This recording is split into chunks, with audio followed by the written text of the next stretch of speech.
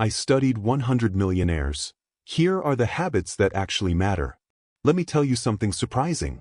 After studying over 100 millionaires, most of what the internet tells you about success is either exaggerated or completely wrong. No morning routines at 4 a.m. No motivational quotes on the wall. No secret productivity apps. What actually made them wealthy was far quieter and far more uncomfortable. Over the past few years, I've studied entrepreneurs, investors, business owners, and self-made millionaires across different industries, different countries, different ages, different personalities. Some were loud, some were invisible, some never talked about money at all. But patterns kept repeating, not the glamorous ones, the boring ones. And today, I want to share the habits that actually mattered, the ones that showed up again and again, regardless of background or luck. This is not about getting rich fast. This is about building a life that compounds quietly and doesn't collapse under pressure. The first pattern: they think in decades, not days. Here's something that shocked me early. Most millionaires are not obsessed with quick wins. They're obsessed with direction. They don't ask, "What can I get this year? Where will this put me in 10 years? This changes everything. They choose careers differently. They choose businesses differently. They even choose relationships differently. Short-term discomfort doesn't scare them if long-term leverage exists. And this is why they look patient.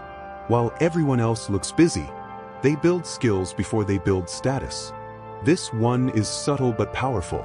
Before the money, before the recognition, before the lifestyle, they obsessed over skills. Not degrees, not certificates. Skills that could solve real problems. Sales, writing, negotiation, systems thinking, decision-making. They didn't rush to look successful. They delayed validation. Because once skills compound, money follows quietly. Most people reverse this order. They chase status first, then hope skills magically appear. That almost never works. They protect their energy more than their time. Everyone talks about time management. Millionaires talk about energy management. They understand something most people ignore. You can have time and still waste your best hours. They design their days around when they think clearly, not just when they're free. They avoid unnecessary drama. They minimize draining conversations. They say no without guilt, not because they're arrogant, but because focus is expensive and distraction is a silent tax.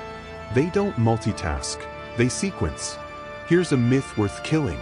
Successful people are not good at multitasking. They're good at sequencing.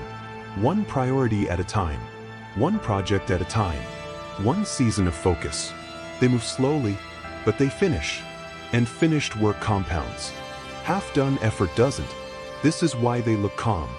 While juggling big responsibilities, they're not juggling. They're stacking. They have a very boring relationship with money. This surprised me the most. Millionaires don't obsess over money daily. They think about systems. Money is a byproduct. They automate investments. They simplify decisions. They remove emotion. No impulse spending. No constant comparison. No lifestyle pressure. Money is treated like oxygen. Important, but not the purpose of living. Ironically, this detachment often leads to more wealth. They make decisions with incomplete information.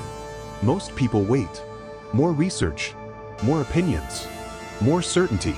Millionaires act sooner, not recklessly, but decisively.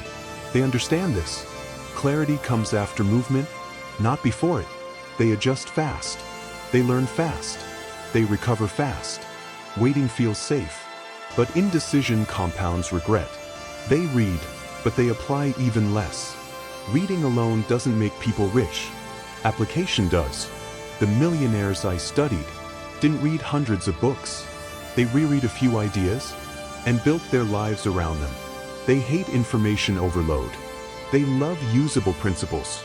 One idea applied for 5 years beats 50 ideas applied for 5 days. They build leverage, not just income. This is a critical distinction. Income pays bills. Leverage builds freedom. Leverage can be A business, system, media, capital, or a rare skill. They ask one question constantly: how can this work without me being present? And slowly, they remove themselves from bottlenecks. That's when scale appears. They separate self-worth from outcomes. This habit is invisible, but foundational. They don't tie identity to results. A failed deal doesn't define them. A bad year doesn't break them. This emotional stability allows better decisions, less ego, faster recovery.